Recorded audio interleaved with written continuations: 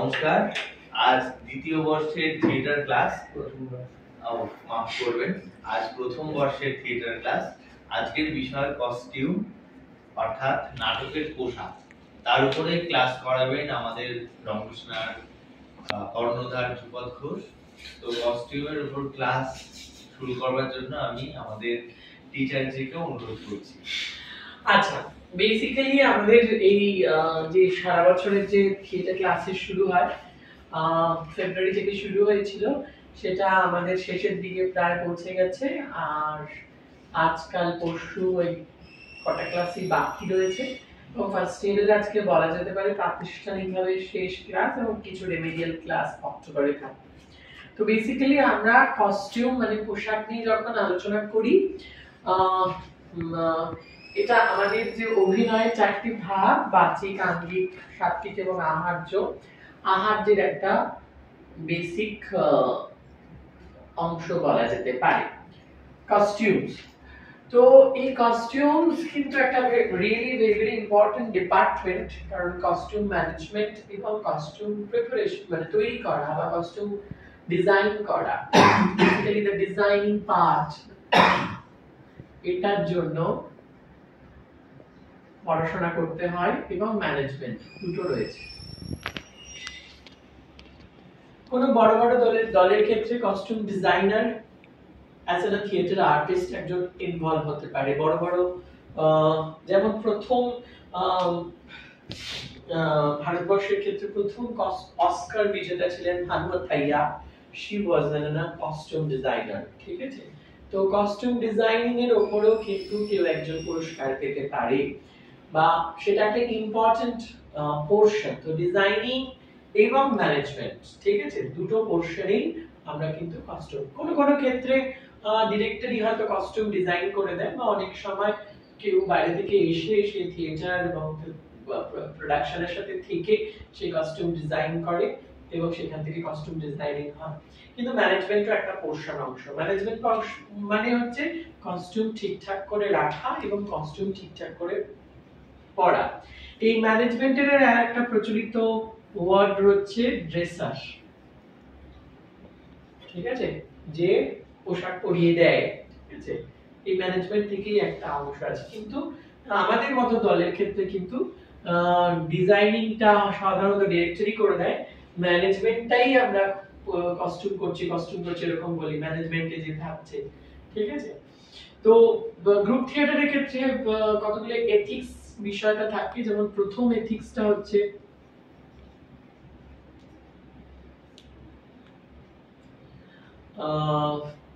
Wash your clothes, ঠিক আছে? যে জামা কাপড়টা পরে সেটাকে সেই ফ্রেশ করতে হয়, তাকে তৈরি ফ্রেশ করে দিতে হয় এবং আয়রনিং করে after ironing return to the group, ঠিক আছে? এবং প্রত্যেকটা চরিত্র অনুযায়ী প্যাকেজিং হয় কস্টিউম, ঠিক আছে? এই তিনটে জিনিস সবসময় আমাদের সকলের মেনটেন করা উচিত। এবং এই কারণে হয় যে আমি যেহেতু অন্যেরটা পরবো না, তাহলে সেক্ষেত্রে আমি যখন পরবো তার আগে আমি ফ্রেশ করে নেবো, ফ্রেশ করে নিয়ে তারপর পরবো এবং আমি আবার যখন ফেরত দেবো তখন আমি ফ্রেশ করে দেবো, যাতে অন্য কেউ অসুবিধা না হয়। তো এইভাবে ম্যানেজমেন্টের দিকটা হয়ে থাকে প্রত্যেকের ক্ষেত্রে। ক্লাস হলো, টাইম হলো, অকুপেশন হলো, আর একটা যেটা হচ্ছে লাস্ট ওয়ান হচ্ছে style. That's a very important. Rabi Thakur বলেছিলেন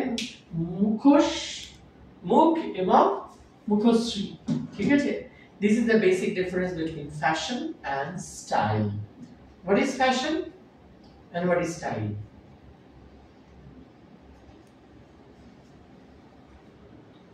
কে বলতে পারবে? স্টাইলটা হচ্ছে সম্পূর্ণ মানে নিজস্বতা, মানে আমি কিভাবে করব। আর মুখ হচ্ছে ফ্যাশন, মুখশ্রী হচ্ছে স্টাইল। প্রত্যেকের মুখশ্রী আলাদা আলাদা হয়, প্রত্যেকের স্টাইল আলাদা আলাদা হয়ে থাকে। কিন্তু ফ্যাশন সেটা সকলের হতে পারে। এই যে কাটা জিন্স, এটা ফ্যাশন, এটা সকলের ফ্যাশন, ঠিক আছে? কিন্তু আমি যে ধুতি করে যে শাড়িটা পরছি একদল দাড়ি নিয়ে, সেটা হচ্ছে স্টাইল। তো এটা বিভিন্ন অ্যাক্টরের ক্ষেত্রে হতে পারে, বিভিন্ন ক্যারেক্টারের ক্ষেত্রে আলাদা আলাদা হতে পারে, ঠিক আছে? এবং তারপরে যেটা হচ্ছে ডিজাইনিং এর ক্ষেত্রে আরেকটা ইম্পর্টেন্ট যেটা হচ্ছে কালার।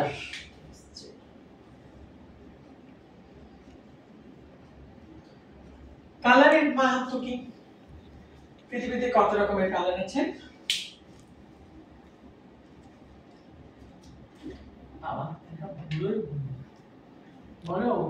পুরোটা ডিপেন্ড করছে সেই চরিত্রের উপরে, সেই চরিত্র কোন সিনে কি ইমোশনস নিয়ে।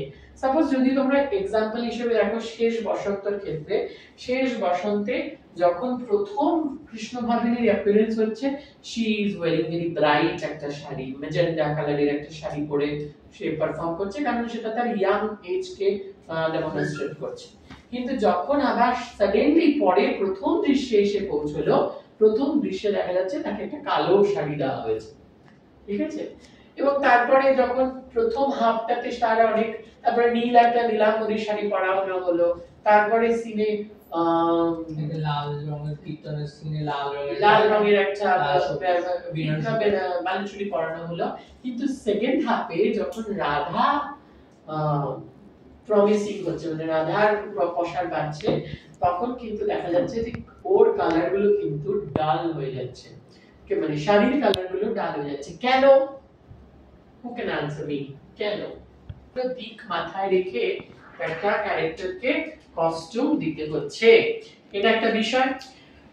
তারপরে তুমি এখন তোমার ইচ্ছা হয়েছে তুমি অমুক সিনে প্রথম সিনে একজনকে এরকম কস্টিউম দিয়ে দিলে, দ্বিতীয় সিনে দ্বিতীয় কস্টিউম দিলে, next you have to think about the management portion also. সেই কস্টিউমটা তাকে পরাবে কি করে, সে কতগুলো পড়তে পারবে, কতগুলো পড়তে পারবে না, সেগুলো কিন্তু আমরা যখন যারা কস্টিউম ডিজাইন করে তারা তাকে বলি যে ঠিক আছে এটার সাথে তুমি একটা চাদর নিয়ে তাহলে তুমি কন্টিনিউশন করো, বা চাদর যদি না থাকে, যেমন কৃষ্ণ ভাবিনীর ক্ষেত্রে যে ব্লাউজটা খুলে কালো শাড়িটা পরে নেওয়া হয়েছে, ঠিক আছে? ব্লাউজটা খোলা এই কারণে যাতে টাইম গ্যাপটা বোঝানো যায় ইয়াং বয়সের। নয়তো ইউজুয়ালি কি হবে, যদি আমি ব্লাউজটা প্রিলিউডে যেটা রেখেছিলাম সেটা যদি ফার্স্ট সিনে পড়তাম তাহলে বলতো কি পরের দিন, ঠিক আছে?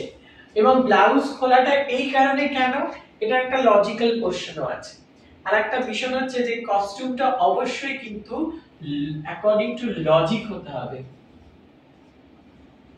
লজিক্যাল, এটাও কিন্তু হতে হবে। কিভাবে লজিক্যাল হয়েছে?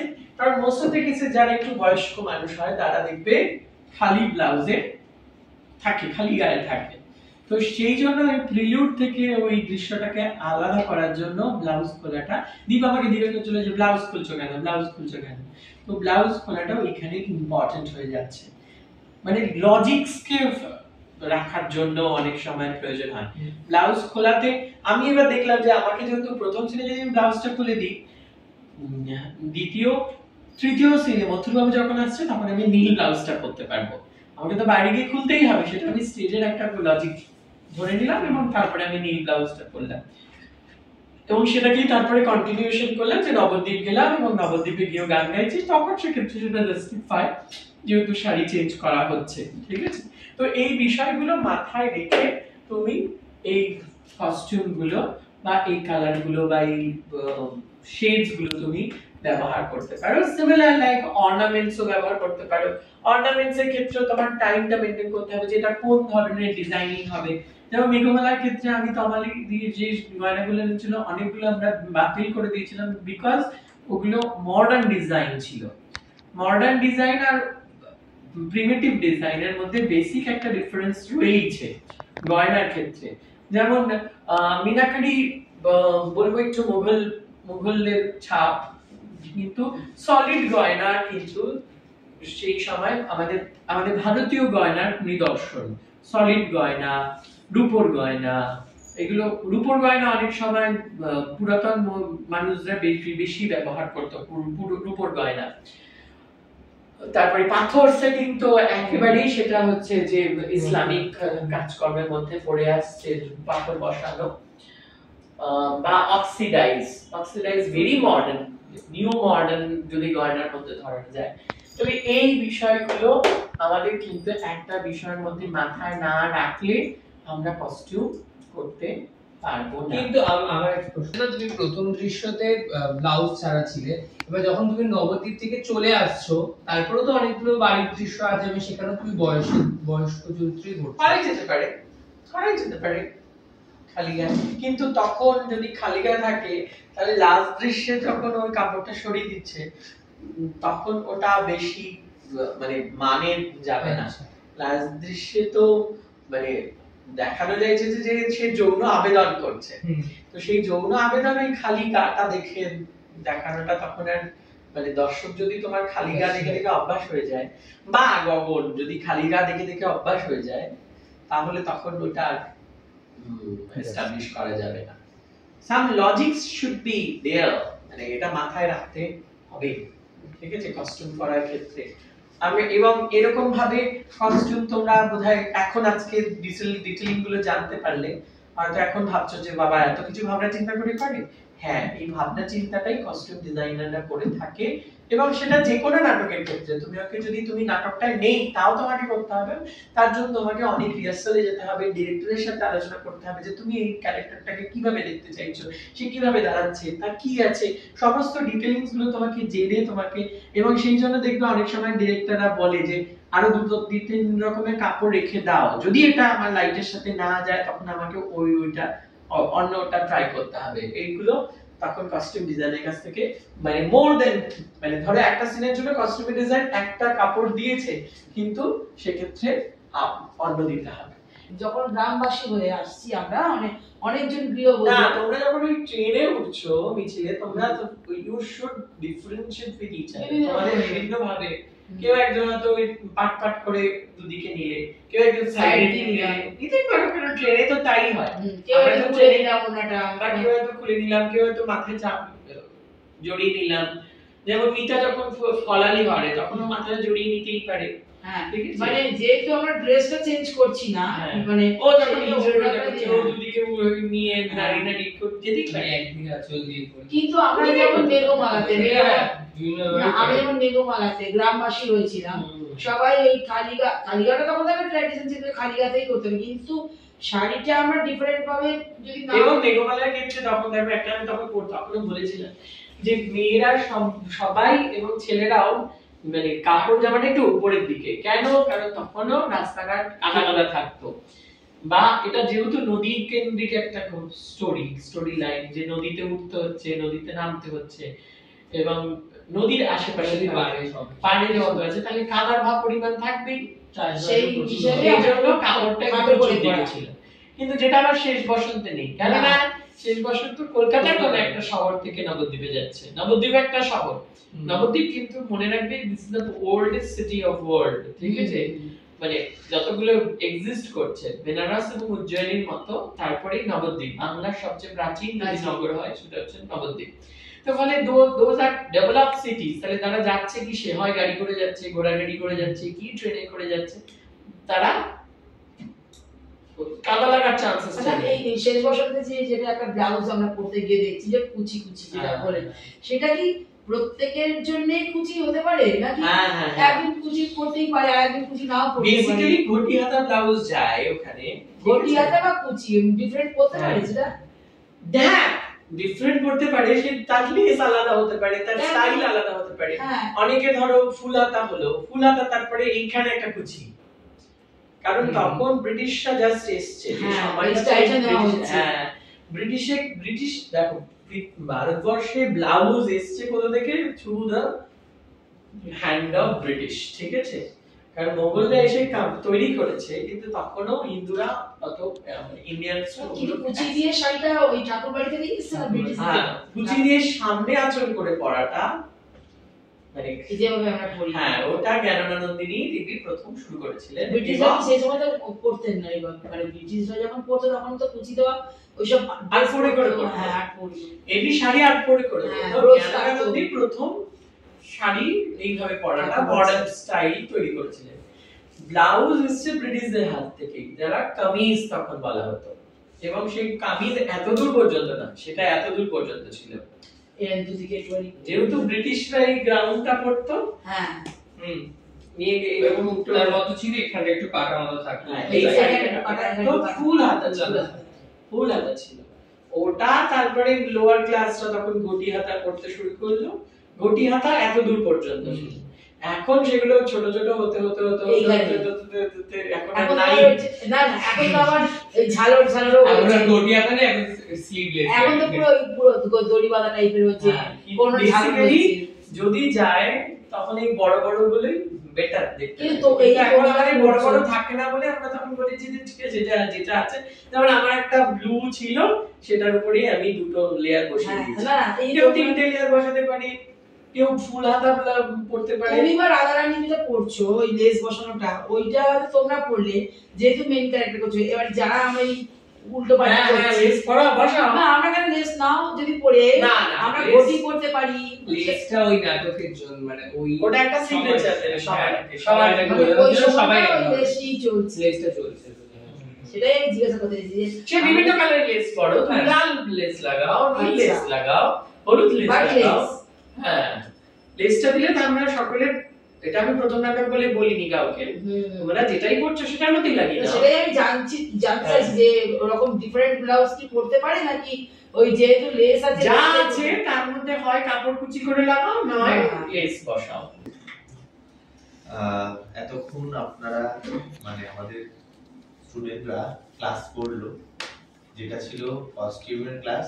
আমাদের কর্ণধারা যে কস্টিউমের ক্লাস নিল এবং বোঝালো যে চরিত্র অনুযায়ী কি ধরনের কস্টিউম হতে পারে বা সময়কাল অনুযায়ী কি ধরনের কস্টিউম হতে পারে, ক্যারেক্টারের সাথে তার আর্থিক পরিবেশের সাথে কি রকম কস্টিউম হতে পারে, তার মেটেরিয়াল কি, এই ধরনের আজকে আলোচনা হলো। তো আজকে এই ক্লাসের ভোট অফ থ্যাঙ্কস দেবেন আমাদের প্রিয় লিলি ঘোষ। লিলি ঘোষকে ডেকে নিচ্ছি। আজকে আমাদের রমসেনায় প্রথম বর্ষের যে থিয়েটার ক্লাসের যে থিওরি ক্লাস হলো, প্রথমেই ধন্যবাদ জানাবো আমাদের মানে কর্ণধার ধ্রুপদ ঘোষকে, যে আজকে এত সুন্দর একটা ক্লাস আমাদের উপহার দেওয়ার জন্য। আজকে আমাদের মেন কস্টিউম ডিজাইনের উপর ক্লাসটা হলো এবং এই ক্লাসটা করার পরে আমরা অনেক কিছু জানতে পারলাম যে থিয়েটারে করতে গেলে যে বিভিন্ন সময় বা স্টেজের আলোর বিন্যাসের উপর অনেক কিছু মাথায় রেখে আমাদের কস্টিউম ডিজাইন করতে হয় বা পড়তে হয়। এবং এটা জেনে আমরা উপকৃত হলাম, অনেক কিছু জানতেও পারলাম। সেই জন্য ওনাকে অনেক ধন্যবাদ এবং আমাদের এই উপকারটা যাতে আমরা আরো পরবর্তীকালে আরো পাই, সেই জন্য ওনার কাছে আমরা আবেদন রাখছি। আজকের ক্লাসের জন্য ওনাকে অনেক ধন্যবাদ জানাই। নমস্কার। শুনতে পেরেছি?